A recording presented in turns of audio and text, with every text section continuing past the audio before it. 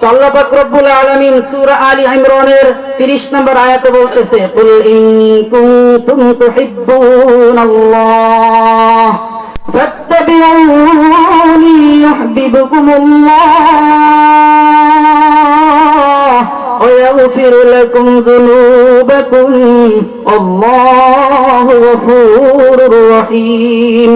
আল্লাহ পাক রব্বুল আলামিন রাজ্জা বলতেছে, ও আমার পয়গম্বর, ও আমার প্রিয় হাবিব, তুমি দুনিয়ার মানুষদেরকে জানায়া দাও, যদি তোমরা আল্লাহকে ভালোবাসতে চাও তাহলে আমি নবীর অনুকরণ করতে হবে। যদি আমি নবীর অনুসরণ করতে পারো তাহলে আমি আল্লাহর ভালোবাসা পাইবা। শুধু আল্লাহর ভালোবাসা পাইবা এমনটা নয়, এর সাথে সাথে ওয়াগফির লাকুম যুনুবাকুম, আমি আল্লাহ তোমাদের জিন্দেগীর সমস্ত গুনাহকে মাফ করে দিব। সুবহানাল্লাহ। তো প্রিয় উপস্থিতি, আমাদেরকে বুঝতে হবে আর রাসূল আকরাম সাল্লাল্লাহু আলাইহি ওয়াসাল্লামের অনুসরণের মানে কি। তো আল্লাহ পাক রব্বুল আলামিনের প্রিয় হাবিব হুজুর আকরাম সাল্লাল্লাহু আলাইহি ওয়াসাল্লাম নিজেই বলতেছেন, মান আহাব্বা সুন্নতি ফাকাদ আহাব্বানি ওয়া মান আহাব্বানি কানা মাই ফিল জান্নাহ।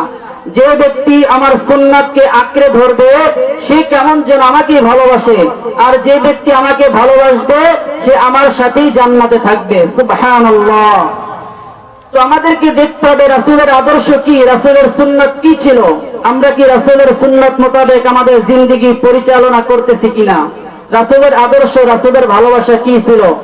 আপনাদেরকে ঘটনার মাধ্যমে বুঝাইতে চাইবো যে রাসূলের প্রতি দরদ, রাসূলের প্রতি ভালোবাসা, মহব্বত কেমন থাকা চাই, রাসূলের অনুকরণ কেমন করা চাই। তো হুজুর আকরাম সাল্লাল্লাহু আলাইহি ওয়াসাল্লাম যখন গোপনে ইসলাম প্রচার প্রসার করতেছিলেন, তখন ইতিমধ্যে আবু জাহেল হুজুর আকরাম সাল্লাল্লাহু আলাইহি ওয়াসাল্লামকে মারার জন্য বড় বড় লিডারদেরকে, কুরাইশদের বড় বড় লিডারদেরকে একসাথে জমা করলেন, মজমা করতে লাগলেন। ওইখানে পুরস্কার ঘোষণা করলেন যে মুহাম্মাদের গর্দান আনতে পারবে আমি তাকে 100 লাল উট পুরস্কার দিব। নাউজুবিল্লাহ। আবু জাহেলের কত বড় সাহস! আল্লাহ তাআলার প্রিয় পয়গম্বর হুজুর আকরাম সাল্লাল্লাহু আলাইহি ওয়াসাল্লামের গর্দান মোবারক আনার জন্য সিদ্ধান্ত গ্রহণ করলেন যে যে রাসূল আকরাম সাল্লাল্লাহু আলাইহি ওয়াসাল্লামের গর্দান আনতে পারবে তাকে 100 লাল উট পুরস্কার দেওয়া হবে। কেউ দাঁড়ায় না, কেউ রাজি হইতেছে না। হঠাৎ ইতিমধ্যে হযরত ওমর ফারুক রাদিয়াল্লাহু তাআলা আনহু তখন ইসলাম গ্রহণ করেন নাই। হযরত ওমর ফারুক দাঁড়ায়া গেলেন যে আবু জাহেল, আমি প্রস্তুত আছি, আমি মুহাম্মাদের গর্দান আনবো। নাউজুবিল্লাহ। চিল্লায়া বলুন নাউজুবিল্লাহ। আসলে আপনারাই বলুন, রাসূলের গর্দান আনা কি সহজ? রাসূলের গর্দান আনা কি যাবে? ওমর দাঁড়ায় গেল, আবু জাহেল আমি তোমার প্রস্তাবে রাজি, আমি রাসূলের গর্দান আনবো। ওমর দৌড়াইতেছে রাসূলের গর্দান আনার জন্য, বড় সন্ত্রাসী মেজাজ। ওমর দৌড়াইতে প্রতিমধ্যে দেখা হয় আবু সুফিয়ান রাদিয়াল্লাহু তাআলা আনহুর সাথে। আবু সুফিয়ান তার সন্ত্রাসী মেজাজ দেখে বুঝতে পারলো ওমর বড় তৃষ্ণার্ত, ওমর বড় সন্ত্রাসী মেজাজ নিয়ে সামনে অগ্রসর হইতেছে। আবু সুফিয়ান ওমরকে ডাক দিয়া বলল, ওমর তুমি কোথায় যাও? ওমর ডাক দিয়া বলল, আবু সুফিয়ান আমাকে বাধা দিও না, আমি আজকে মুহাম্মাদের গর্দান কাটতে যাই। এই কথা বলার পর আবু সুফিয়ান ডাক দিয়া বলল, ওমর রাসূলের গর্দান আনা তো দূরের কথা, আগে তুমি তোমার পরিবারের খবর নাও। ওমর ডাক দিয়া বলল, আমার পরিবারের কি হইল? আবু সুফিয়ান ডাক দিয়া বলল, রাসূলের গর্দান পরে আনবা, বাড়িতে যায় দেখো তোমার বোন ফাতেমা আর তোমার ভগ্নিপতি ইসলাম গ্রহণ করে মুসলমান হয়ে গেছে। সুবহানাল্লাহ। এই কথা শোনার পরে হযরত ওমরের মেজাজটা আরো বেশি গরম হয়ে গেল। হযরত ওমর খোলা তরবারি, নাঙ্গা তরবারি নিয়ে দৌড়াইতে বাড়ির কাছে রওনা হইল। যে দেখতেছে গুনগুন করে ভিতর থেকে কোরআন তেলাওয়াতের আওয়াজ আসতেছে।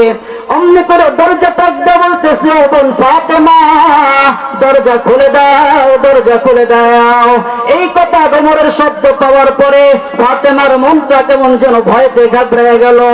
ওমরের ভগ্নিপতি একটা দেওয়ালের পিছনে লুকায়িত হয়ে গেল এবং ফাতেমা দরজা খুলে দিয়ে বলল, ভাই কি অবস্থা? ওমর ডাক দিয়ে বলল, ফাতেমা রে, তুমি কি পড়তেছো, আমাকে একটু দাও। ফাতেমা ডাক দিয়ে বলতেছে, না না না। ওমর ডাক দিয়ে বলতেছে, ও বোন ফাতেমা, আমি শুনলাম তুমি নাকি ইসলাম ধর্ম গ্রহণ করেছো, ওই মুহাম্মাদের কালিমা তুমি গ্রহণ করেছো। ফাতেমা ডাক দিয়ে বললে, ভাই তুমি যা শুনেছো সব সত্য শুনেছো, আমি সত্যি ওই মুহাম্মাদের ধর্ম ইসলাম গ্রহণ করেছি। সুবহানাল্লাহ। এই কথা শোনার পর হযরত ওমরের মেজাজটা আরো বেশি গরম হয়ে গেল। হযরত ওমর তরবারিটা খুইলা উল্টা সাইডে দাও, হযরত ফাতেমার গায়ে একটা আঘাত করলেন। ফাতেমার গায়ে আঘাত করার সাথে সাথে ফাতেমা জমিনে পড়ে গেল। ফাতেমা ডাক দিয়া বলল, ও ভাই, আজকে আমার মা নাই, আজকে আমার বাবা নাই, আজকে যদি আমার মা থাকতো তুমি আমাকে এভাবে মারতে পারতা না। ও ভাই, আজকে যদি আমার বাবা থাকতো তুমি আমাকে মারতে পারতা না। ও ভাই, আজকে তুমি আমার বড় ভাই, তুমি আমার মায়ের মতো, তুমি আমার বাবার মতো, আজকে কিভাবে পারলা, কিভাবে আঘাত করতে পারলা? তোমার কলিজার টুকরা, তোমার আদরের বোন ফাতেমাকে তুমি কিভাবে আঘাত করতে পারলা? এমনি ভাবে যখন ওমর বোনের চোখের পানি দেখতে লাগলো, অমনি করে ওমরের মনটা কেমন যেন নরম হয়ে গেল। ওই দিকে মদিনায় হুজুর আকরাম সাল্লাল্লাহু আলাইহি ওয়াসাল্লাম আরশের মালিকের দরবারে হাত তুলে বলে, মালিক, ও আসমানের মালিক, ওমরকে ইসলামের জন্য তুমি কবুল করে নাও, ওমরকে ইসলামের তুমি হেদায়েত দিয়া দাও। রাসূল আসমানে হাত তুলে দোয়া করতেছে, এইদিকে আসমানের ফয়সালা রাসূল ওমরের উপর, ওমরের অন্তরে আঘাত করতেছে। ওমরের মনটা বিন্দু বিন্দু করে নরম হইতেছে। বোনকে ডাক দিয়ে বলতেছে, ফাতেমা গো, ও ফাতেমা, তুমি কি করতেছো, আমাকে একটু দাও। ফাতেমা ডাক দিয়ে বলতেছে, না না ভাই, তুমি নাপাক, তুমি বেদীন, তুমি কাফের মুশরিক। আর কোন কাফের মুশরিক অপবিত্র অবস্থায় কোরআনকে পড়তে পারে না। আমি কালামুল্লাহ শরীফ, আল্লাহ তাআলার ঐশী বাণী কালামুল্লাহ শরীফ তেলাওয়াত করতেছি। যদি তুমি এই কালামুল্লাহ শরীফ ধরতে চাও, পড়তে চাও, তাহলে যাও, আগে তুমি গোসল করে আসো, ওযু করে আসবা, পাক পবিত্র হয়ে আসবা, তারপর আমি তোমার হাতে এই কালামুল্লাহ শরীফ দিব। সুবহানাল্লাহ। ওমর ফারুক রাদিয়াল্লাহু তাআলা আনহু গোসল করতে চলে গেলেন। গোসল করে আসার পরে বলতেছে, বোন, এবার আমাকে দাও, কোরআনটা আমার হাতে দাও, আমি খুলে পড়ি। যখন কোরআনটা খুলে দিল, হযরত ওমর, আরবের মানুষ তো এমনি আরবি জানে, ওরা আরবি দেখে দেখে পড়তে পারে, ওদের ভাষাই তো আরবি, ওদেরকে আরবি শিখার কোনো প্রয়োজন নাই। তো ওমর কোরআন খুলে দেখতেছে, প্রথমে সূরা তাহা, ওমর নিজেই পড়তেছে, তাহা মা আনজালনা আলাইকাল কুরআনা লিতাশকা ইল্লা তাযকিরাতাল লিমান ইয়াখশা। এটা পড়তেছে আর ওমরের চোখ দিয়ে ঝর ঝর ঝর ঝর করে টপ টপ করে পানি পড়তেছে। ওমর কেমন যেন আসমানের মালিক থেকে হেদায়েতের নূর পেয়ে গেছে। এবার ওমর ডাক দিয়ে বলে, বোন ফাতেমা, আমাকে নিয়ে চলো মুহাম্মাদের দরবারে, আমি মুহাম্মাদের কাছে যাই। ওই মুহাম্মদ না জানি, যেই মুহাম্মাদের ধর্ম ইসলাম এত সুন্দর, যে মুহাম্মাদের কোরআন এত সুন্দর, না জানি ওই মুহাম্মদ না জানি কত সুন্দর। সুবহানাল্লাহ। আমার নবী সুন্দর ছিলেন কিনা? এক সাহাবী পূর্ণিমার চাঁদের দিকে একবার তাকাইতেছে, আর একবার আমার নবীর চেহারা মোবারকের দিকে তাকাইতেছে। একবার চাঁদের দিকে তাকায়, একবার আমি নবীর চেহারার দিকে তাকায়, একবার চাঁদের দিকে তাকায়, একবার নবীর চেহারার দিকে তাকায়। ওই সাহাবী হিমশিম খেয়ে যাচ্ছে যে কে বেশি সুন্দর, পূর্ণিমার চাঁদ বেশি সুন্দর নাকি আমার রাসূল হুজুর আকরাম সাল্লাল্লাহু আলাইহি ওয়াসাল্লাম বেশি সুন্দর? যখন তিনি এভাবে গবেষণা করতেছে, এক পর্যায়ে তিনি বলতেছে, ইয়া রাসূলুল্লাহ, আমি খোদার কসম করে বলতেছি, পূর্ণিমার চাঁদের চেয়ে আপনি হাজার হাজার গুণ বেশি সুন্দর। সুবহানাল্লাহ।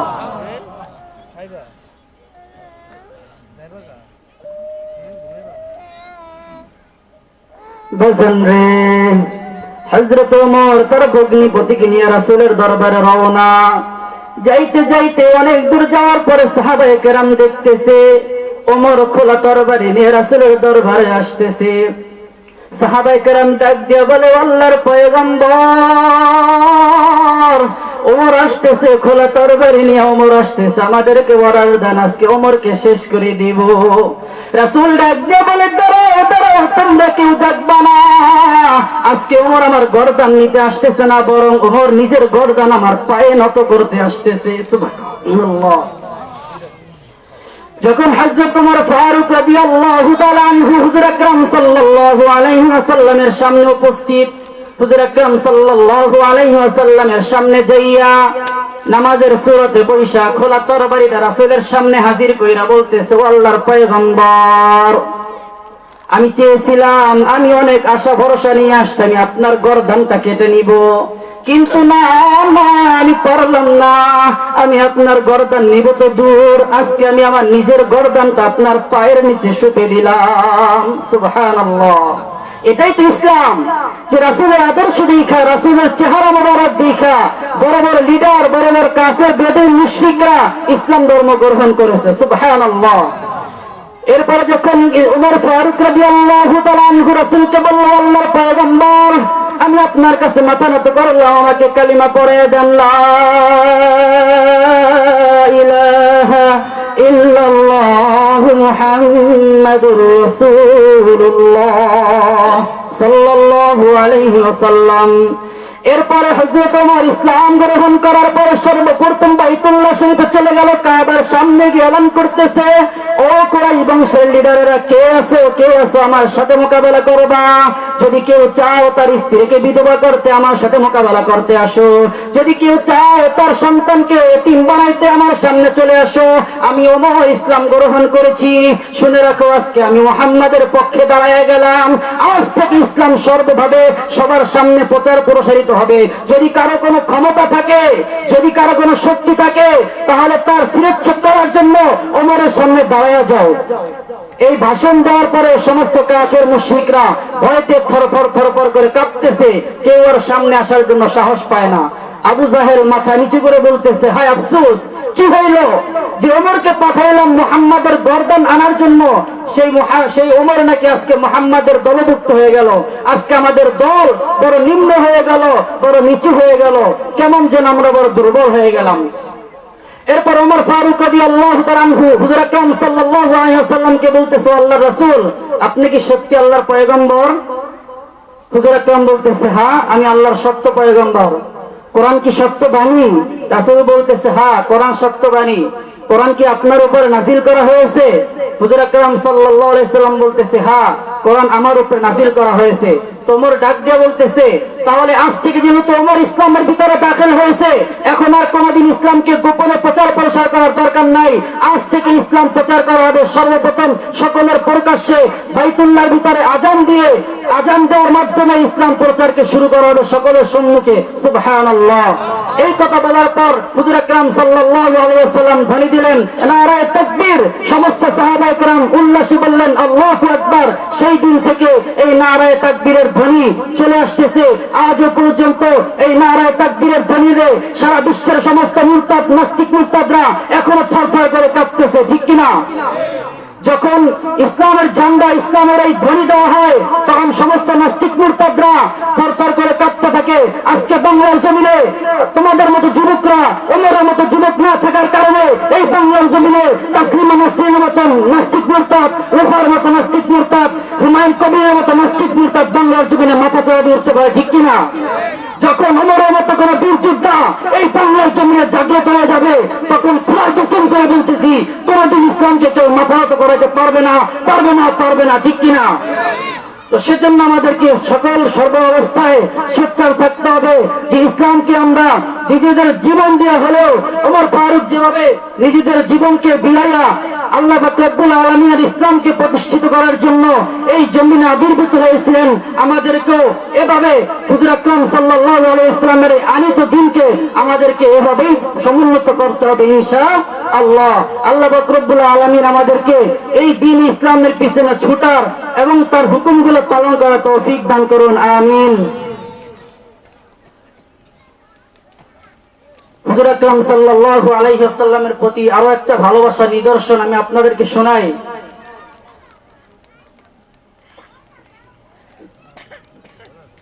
রাসূলের বিবি হযরত খাদিজা, সবাই তো নাম শুনছেন তাই না? হযরত খাদিজা রাদিয়াল্লাহু তাআলা আনহা রাসূল আকরাম সাল্লাল্লাহু আলাইহি ওয়াসাল্লামের সর্বপ্রথম স্ত্রী ছিলেন এবং তিনি সুখে দুঃখে সর্বাবস্থায় হুজুর আকরাম সাল্লাল্লাহু আলাইহি ওয়াসাল্লামের পাশে ছিলেন। একদিন আম্মা জান আয়েশা হুজুর আকরাম সাল্লাল্লাহু আলাইহি ওয়াসাল্লাম আলাপ আলোচনা করতেছেন। তো আলাপ আলোচনা করার মধ্যে একদিন আম্মা জান আয়েশা বলতেছে, ইয়া রাসূলুল্লাহ, আপনার মনটা কেন খারাপ? আপনি কি ওই বৃদ্ধ খাদিজার কথা ভাবতেছেন? এই কথা বলার পর রাসূল আকরাম সাল্লাল্লাহু আলাইহি ওয়াসাল্লাম রাগ হয়ে গেলেন। বলতেছে, ও আয়েশা, তুমি খাদিজাকে বৃদ্ধ বলবা না, তাকে কটুক্ত ভাষায় কথা বলবা না, কারণ খাদিজা আমার দুঃখের দিনের সাথী, খাদিজা আমার সকল কষ্টের দিনের সাথী, তোমরা তো আমার সুখের দিনের বিবি।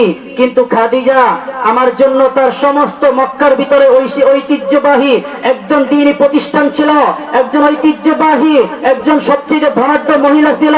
কিন্তু এই খাদিজাতুল কুবরা রাদিয়াল্লাহু তাআলা আনহা আমি রাসূলের জন্য, আমি রাসূলের ভালোবাসার জন্য, আমি রাসূলকে মুহাব্বত করার কারণে তার সমস্ত ধন সম্পদ আমি রাসূলের পায়ের নিচে বিলাইয়া দিয়েছিল। ও হাম্মা, ও আয়েশা, তুই খাদিজাকে কখনো বকা দিবা না। তো খাদিজাতুল কুবরা রাদিয়াল্লাহু তাআলা আনহা মৃত্যুর আগে রাসূলের কাছে দুই তিনটা জিনিস চেয়েছিলেন। তোর ভিতর একটা বলতেছে, একদিন খাদিজা বলতেছে, ইয়া রাসূলুল্লাহ, কবরের জিন্দেগি বড় ভয়ঙ্কর, আমি এই কবরে একা একা থাকতে পারবো না। ইয়া রাসূলুল্লাহ, আমার বড় ভয় হয়, আমি আপনার কাছে তিনটা জিনিস চাইবো, আপনি কি আমাকে দিবেন? আল্লাহ রাসূল বলতেছে, ও খাদিজা, বলো কি চাও, তুমি যা চাইবে আমি তাই দিব। তো খাদিজা বলতেছে, ইয়া রাসূলুল্লাহ, যখন আমি ইন্তেকাল করব তখন আপনি আমার কবরে রাখার আগে আপনি একবার কবরের ভিতর শুইবেন। যদি আপনি কবরে একবার শুন, তাহলে ওই কবরের মাটি আমাকে চাপ দিবে না, কারণ যেই মাটির ভিতরে রাসূলের শরীর লাগবে ওই মাটি জাহান্নামের জন্য, ওই মাটি আযাবের জন্য হারাম হয়ে যাবে। বলতেছে, ঠিক আছে, তোমার আশা আমি পূরণ করব। এরপরে বলতেছি, ইয়া রাসূলুল্লাহ, আমি আরো একটা জিনিস চাই, সেটা হলো আমি যখন ইন্তেকাল করব তখন আমাকে কোনো কাফন পরাবেন না, আপনার জুব্বা মোবারক দিয়ে আমাকে দাফন করবেন। আল্লাহ রাসূল বলতেছে, ও খাদিজা, এটাও কবুল করলাম, আর কি চাও? এবার খাদিজা ডাক দিয়ে বলতেছে, ও পয়গম্বর, সর্বশেষ চাও আপনার কাছে, ও নবী, যেই দিন আমি ইন্তেকাল করব ওই কঠিন দিনে আমি যখন আমাকে কবরে রাখার পরে সওয়াল জবাব করার জন্য মুনকার নাকির ফেরেশতা আসবে, ওই কঠিন মুহূর্তে আমি কবরের সওয়াল জবাবের উত্তর দিতে পারবো না।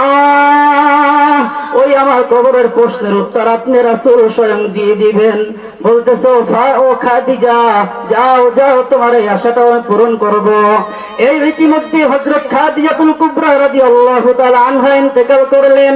তার কথা মতো তার জুব্বা মুবারক পরায় তাকে দাফন করলেন।